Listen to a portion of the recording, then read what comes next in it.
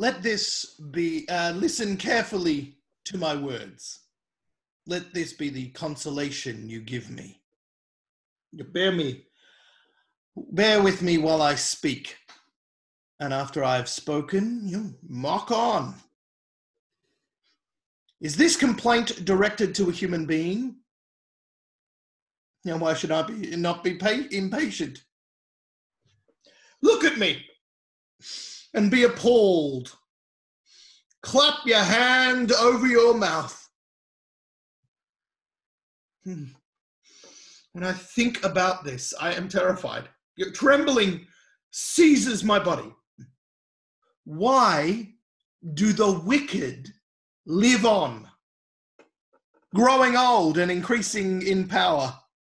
They see their children established around them, their offspring before their eyes. Their homes are safe and free from fear. The rod of God is not on them. Their bulls never fail to breed. Their cows calve and do not miscarry. They send forth their children as a flock. Their little ones dance about. They sing to the music of the timbrel and lyre. They make merry to the sound of the pipe.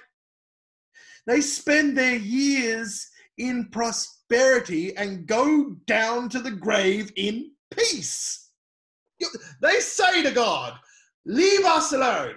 We have no desire to know your ways. Who is the Almighty that we should serve him? What would we gain by praying to him?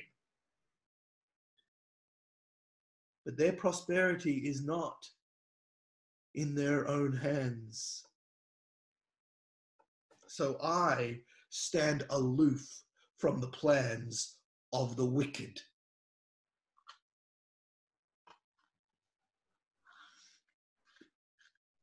And how often is the lamp of the wicked snuffed out? How often does calamity come upon them? The fate of God allots in his anger. How often they are like straw before the wind, like chaff swept away by a gale. It is said, God stores up the punishment of the wicked for their children. Let him repay the wicked so that they themselves will experience it. Let their own eyes see their destruction. Let them drink the cup of the wrath of the Almighty. For what do they care about the families they leave behind when their allotted months come to an end? Can anyone teach knowledge to God, since he judges even the highest?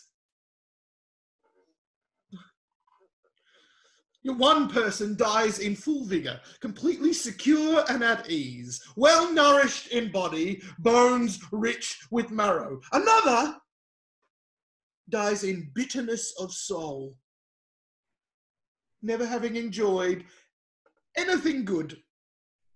Side by side, they lie in the dust, and worms cover them both. I know full well what you were thinking.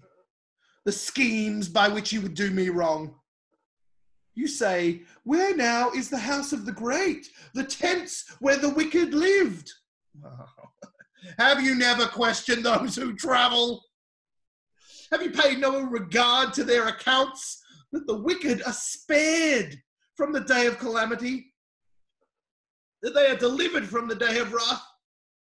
Who denounces their conduct to their face?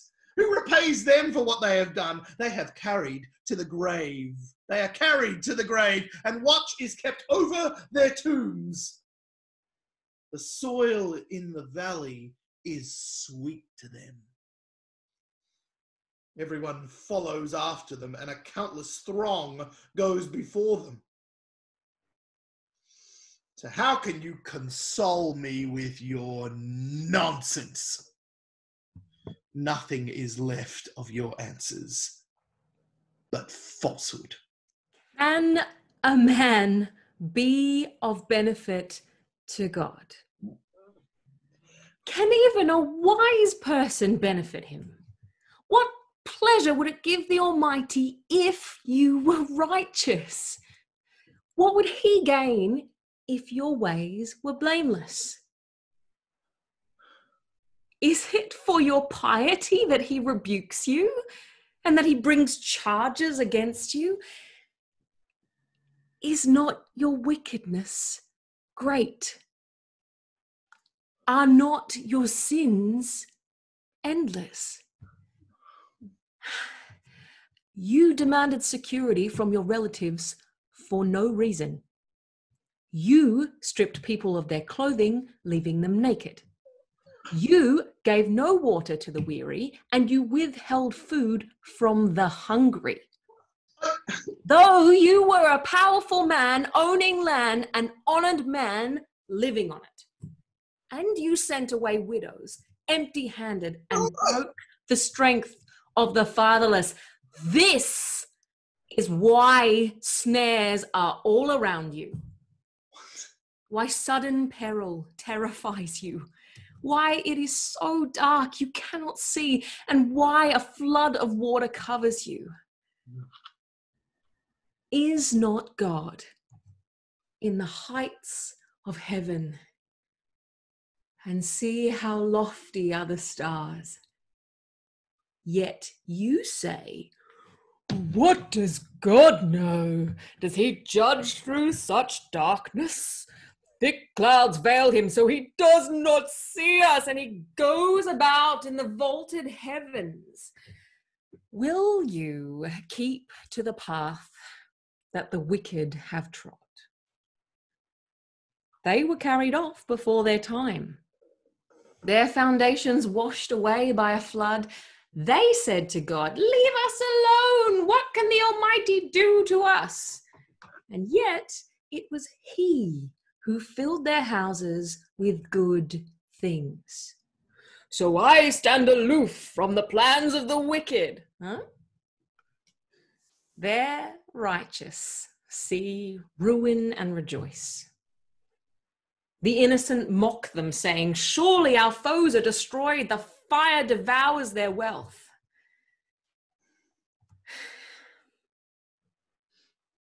Submit to God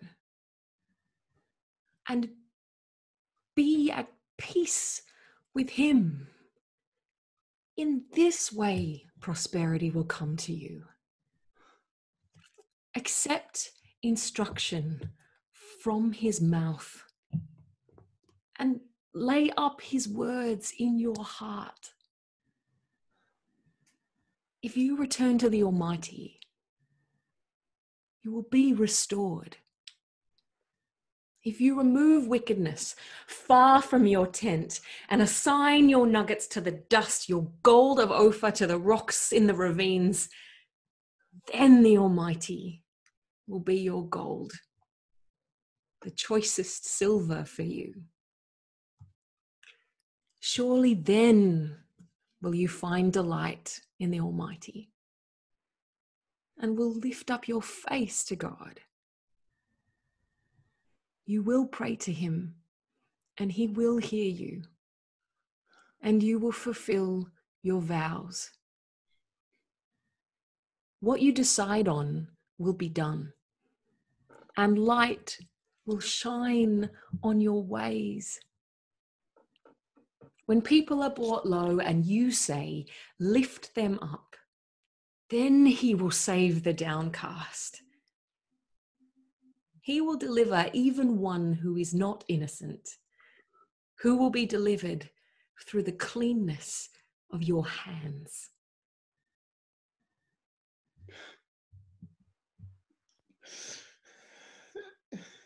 Even today, my complaint is bitter. His hand is heavy in spite of my groaning. Oh, if only I knew where to find him. If only I could go to his dwelling. I would state my case before him and fill my mouth with arguments, I would find out what he would answer me and consider what he would say to me. Would he vigorously oppose me? No, he would not press charges against me. There, the upright can establish their innocence before him. And there I would be delivered forever from my judge. But if I go to the east, he is not there. If I go to the west, I do not find him. When he is at work in the south of the north, I do not see him. And when he turns to the south, I catch no glimpse of him. But he knows the way that I take. When he has tested me, I will come forth as gold.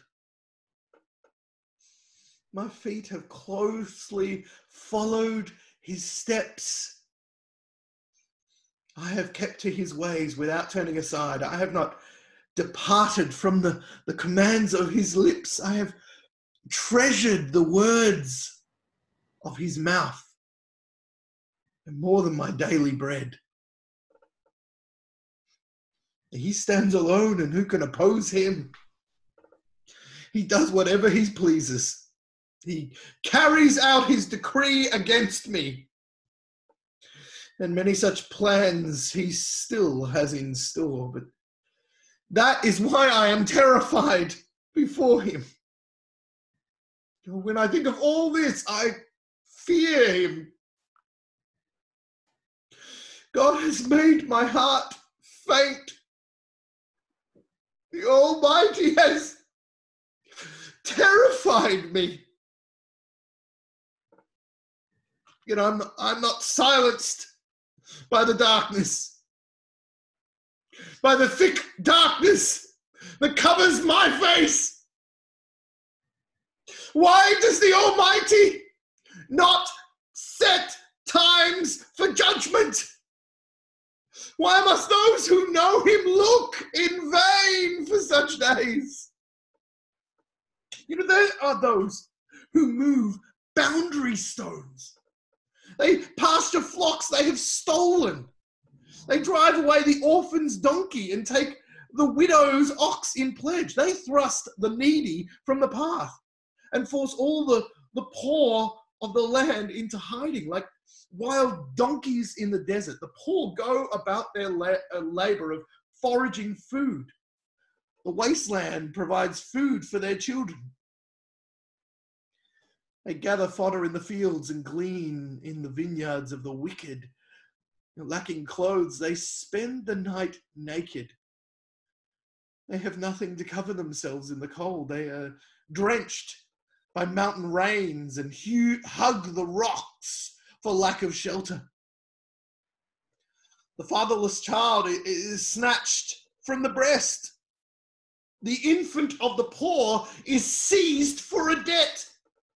You're lacking clothes, they go about naked. They carry the sheaves, but still go hungry. They crush olives among the terraces. They tread the wine presses, yet suffer thirst. The groans of the dying rise from the city, and the souls of the wounded cry out for help. But God charges no one with wrongdoing. There are people, those who rebel against the light, who do not know its way or stay in its paths. When daylight is gone, the murderer rises up, kills the poor and needy, and in the night steals forth like a thief. The eyes of the adulterer watches for dusk. He thinks, oh, no eye will see me, and he keeps his face concealed in the dark. Thieves break into houses, but by day they shut themselves in. They want nothing to do with the light. For all of them, midnight is their morning. They make friends with the terrors of darkness.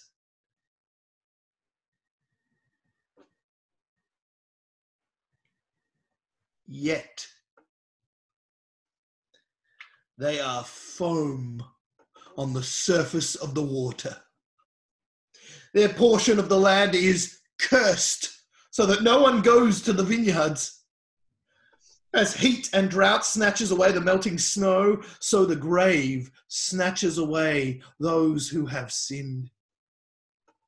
The womb forgets them. The worm feasts on them. The wicked are no longer remembered, but are broken like a tree. They prey on the barren and childless woman, and to the widow they show no kindness. But God drags away the mighty by his power. Though they become established, they have no assurance of life. He may let them rest in a feeling of security. Oh, but his eyes are on their ways. You know, for a little while they are exalted, and then they are gone. They are brought low and gathered up like all others. They are cut off like heads of grain. You know, if this is not so, who can prove me false and reduce my words to nothing?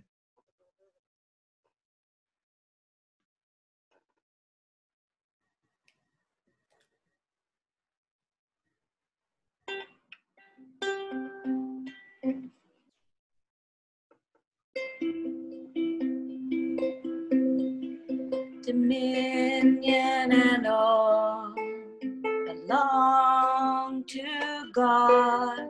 He establishes order in the heights of heaven. Can his forces be numbered? On whom does his light not rise? How then can a mortal be righteous before God? How can one born of woman be pure? If even the moon is not bright and the stars are not pure in his eyes, how much less a mortal who is but a maggot, a human being who is only a worm. Big finish, here we go. How much less a mortal who is but a maggot, a human being who is only a worm.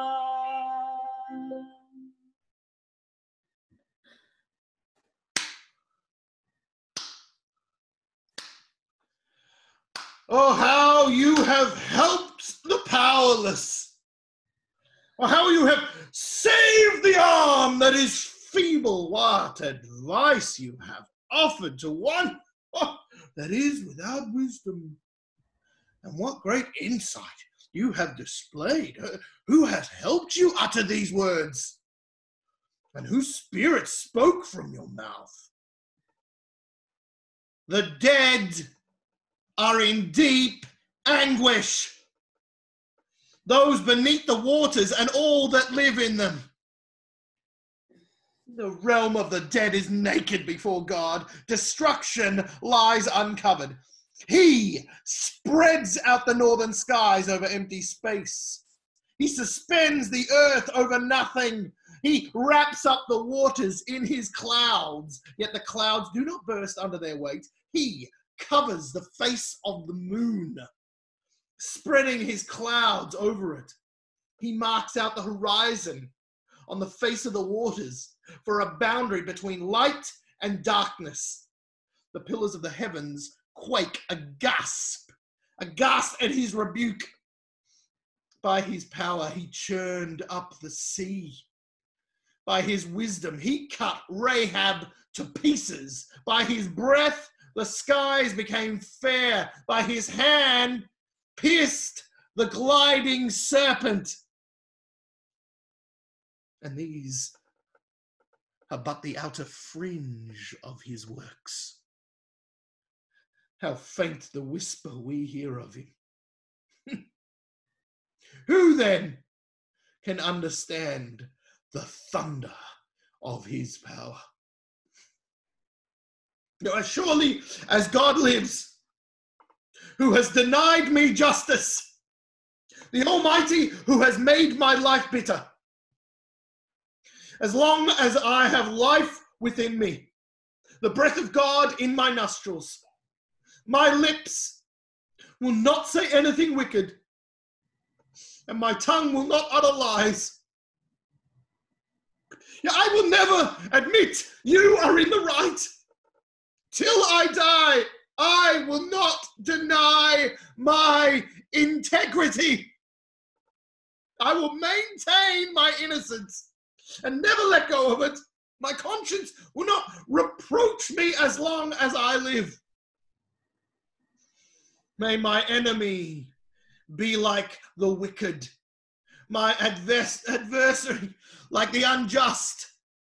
For what hope have the godless when they are cut off? When God takes away their life, does God listen to their cry? When distress comes upon them, will they find delight in the Almighty when they call on God at all times? I will teach you about the power of God. The ways of the Almighty I will not conceal.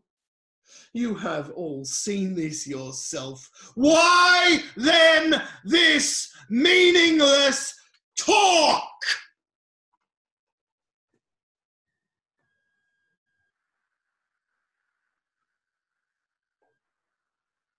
Here is the fate God allots to the wicked. The heritage a ruthless man receives from the Almighty. However many his children, their fate is the sword. His offspring will never have enough to eat. The plague will bury those who survive him,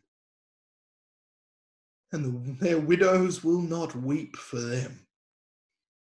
Though he heaps up silver like dust and clothes like piles of clay, what he lays up, the righteous will wear, and the innocent will divide his silver. The house he builds is like a moth's cocoon, like a hut made by a watchman. He lies down wealthy, but will do so no more. When he opens his eyes, all is gone. Terrors overtake him like a flood. A tempest snatches him away in the night.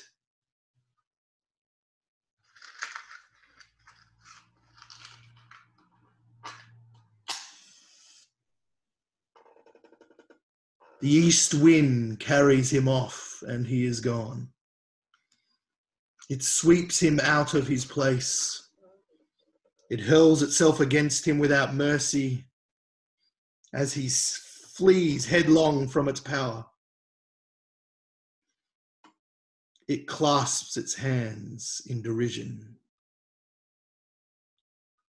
and hisses him out of his place.